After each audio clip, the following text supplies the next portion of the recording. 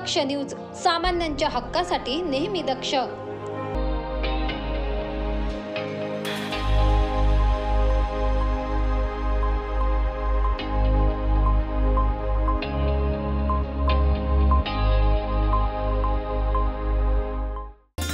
येत्या नवीन वर्षात 2 मार्च 2025 रोजी नाशिकच्या गोल्फ क्लब मैदानावर भव्य बौद्ध धम्म परिषदेचे आयोजन करण्यात आले आहे। हा ऐतिहासिक कार्यक्रम बौद्ध धर्मगुरू दलाई लामा यांच्या प्रमुख उपस्थितीत संपन्न होणार आहे। जगभरातील प्रतिष्ठित बौद्ध धम्मगुरू, उपासक आणि अभ्यासक या परिषदेचा भाग होणार आहेत। उत्तर महाराष्ट्रातून 1 लाखांहून अधिक बौद्ध उपासक या परिषदेच्या माध्यमातून समाजाचे शक्ती प्रदर्शन करणार आहेत। या परिषदेच्या नियोजनासाठी सातपूर येथे झालेल्या स्नेह संवाद मेळाव्यात रिपब्लिकन पक्षाचे राष्ट्रीय अध्यक्ष आणि केंद्रीय सामाजिक न्याय राज्यमंत्री नामदार रामदास आठवले यांनी कार्यकर्त्यांना तयारीसाठी मार्गदर्शन केले। आज या ठिकाणी 2 मार्च सत्याग्रहाचा वर्धापन दिवस आणि बाबासाहेब आंबेडकरांनी हा जो सत्याग्रह केला होता त्या सत्याग्रहाच्या दिवशी गोल्फ क्लब मैदान जे आहे या ठिकाणी मी पूर्वी महाराष्ट्राच्या सरकारमध्ये मंत्री असताना जो मोठं मैदान गोल्फ क्लबचं लेफ्ट साईडचं आहे त्या ठिकाणी एक भव्य अशा पद्धतीचं अधिवेशन रिपब्लिकन पार्टी ऑफ इंडियाचं ठेवलं होतं आणि त्याला अनेक बसेस, हजारो बसेस आणि गाड्या या नाशिकमध्ये आल्या होत्या। एकदा 2 मार्चच्या दिवशी आपल्याला भव्य अशा पद्धतीची धम्म परिषद घेण्याचं नक्की करण्यात आलेलं आहे आणि प्रकाश लोंढे यांनी आपल्याला या ठिकाणी निमंत्रित केलेलं आहे।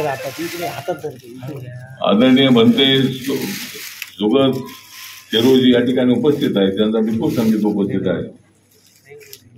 रिपब्लिकन पक्षाचे सर्व नेते या ठिकाणी उपस्थित आहेत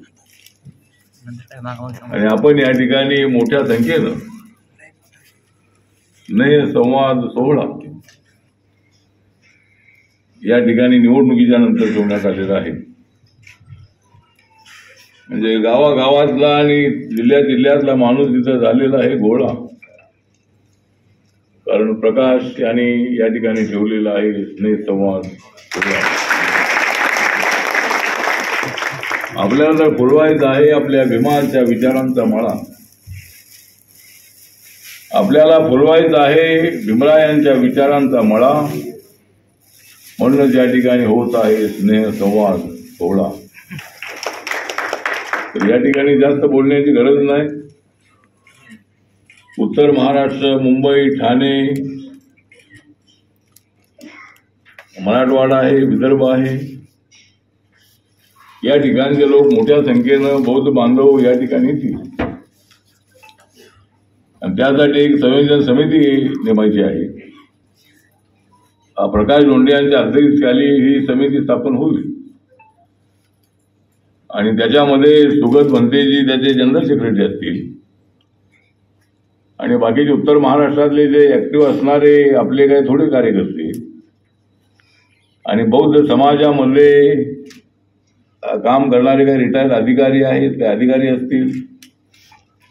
हा कार्यक्रम नॉन पॉलिटिकल आहे। 2 मार्चच्या धम्म मेळाव्याच्या संबंधातली समिती आहे आणि त्या समितीमध्ये अनेक लोकांना, एक 40-50 लोकांना आपल्याला घ्यायचं आहे आणि हा जो सोहळा आहे बौद्ध धम्म समारंभ जो आहे हा भव्य दिव्य प्रमाणामध्ये साजरा झाला पाहिजे अशा पद्धतीचा आपला प्रयत्न आहे। नाशिकशी तसा माझा अत्यंत जवळचा संबंध आहे। प्रकाश लोंढे हे त्यांचं नाव तर लोंढे आहेतच आहे, पण त्याच्या नावाप्रमाणे कार्यकर्त्यांचे त्यांच्या पाठीमागे सारखे लोंढे असतात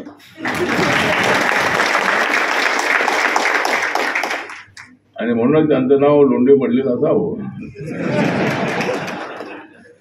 तर कार्यकर्त्यांची फळी इतर पक्षाच्या नेत्यांना कार्यकर्ते मिळत नाहीत, पण आमच्या पाठीमागे एवढे कार्यकर्ते आहेत की ते आम्हाला सळो की फळो करून सोडतात। फोटो काढण्यासाठी तर आपली धावपळ असते, आपली भावना चांगली आहे, आपल्या नेत्यासोबत आपला फोटो असला पाहिजे आणि तो फोटो दाखवल्याशिवाय आपली बायको आपल्याला घरात घेत नाही. कुठे गेला होता तर आम्ही आठवले साहेबांकडे गेलो होतो सांगण्यासाठी आपल्याला फोटोची नितांत आवश्यकता असते आणि सगळ्या आपल्या पत्न्यांना माहीत आहे की कुठेही जरी हे नवरे फिरून आले तर आठवले साहेबांसोबत होतो असं म्हटलं की त्यांना सजा माफ होते. तर ठीक आहे, सांगण्यात होते जेवढाच आहे की आपला पक्ष जो आहे तो अत्यंत ऍक्टिव्ह आहे, कार्यकर्त्यांची फळी फार मोठी आहे. त्यानंतरच्या काळात तर मी गावागावामध्ये फिरलेलो आहे. नाशिक जिल्ह्याने मला मोठी शक्ती दिली आहे. उत्तर महाराष्ट्रातले कार्यकर्ते माझ्या पाठीशी ताकदीने उभे राहिलेले आहे. नाशिक असेल, अहमदनगर असेल, धुळे असेल, नंदुरबार असेल, अशा अनेक जिल्ह्यातले जळगाव जिल्हा जो आहे जळगाव आहे, तर अनेक ठिकाणी कार्यकर्ते मी त्या रस्त्याने चाललो तर गावागावामध्ये कार्यकर्ते अडवायचे. आजच माणसं आपल्यासोबत आहेत असं नाही, नंतरच्या काळामध्ये उपाशी तापाशी फिरणारे आम्ही लोक होतो. त्या काळामध्ये सुद्धा गावागावातली माणसं माझ्या पाठीशी होती. त्यानंतरचा जो बुलंद आवाज आहे तो आवाज गावागावामध्ये घुमत होता आणि पॅन्थरची मुवमेंट जी होती त्या पॅन्थरच्या मुवमेंटने अनेकांना न्याय देण्याचा प्रयत्न केलेला आहे. प्रकाश लोंढे हे तर ऍक्टिव्ह आहेतच आहे आणि त्यांना काहीतरी मिळावं अशा पद्धतीची आपली इच्छा आहे. त्यामुळे आता मला मिळालेलं आहे आणि आता अनेक कार्यकर्त्यांना काहीतरी मिळणार आहे. प्रकाश लोंढेलाही काहीतरी मिळणार आहे.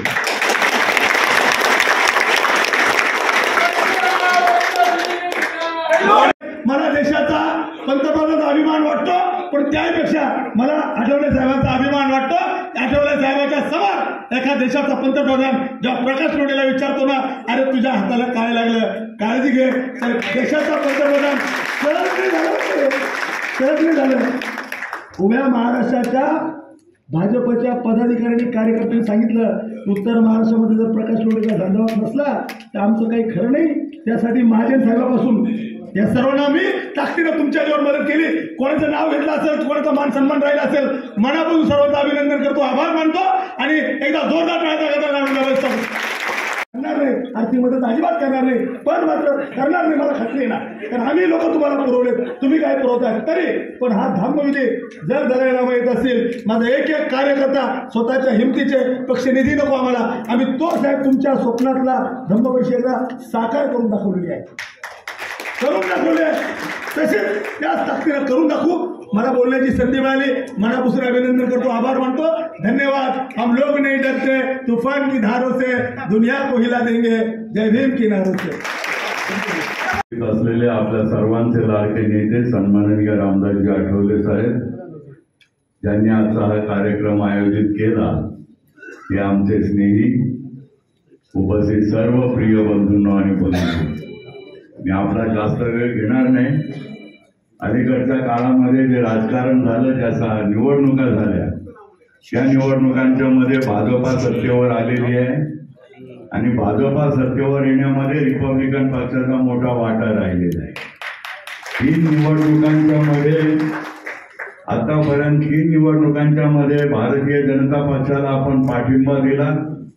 एक चांगली गोष्ट त्यातलं त्यात आहे, आपलं लक्ष असं ते शोषित समूहाचे प्रश्न सोडवण्याच्या बाबत सरकार काय करते याच्यामध्ये आपल्याला जास्त रस असतो, किंवा गोरगरिबांच्या प्रश्नावरती सरकार काय करते याच्यामध्ये आपल्याला जास्त रस असतो.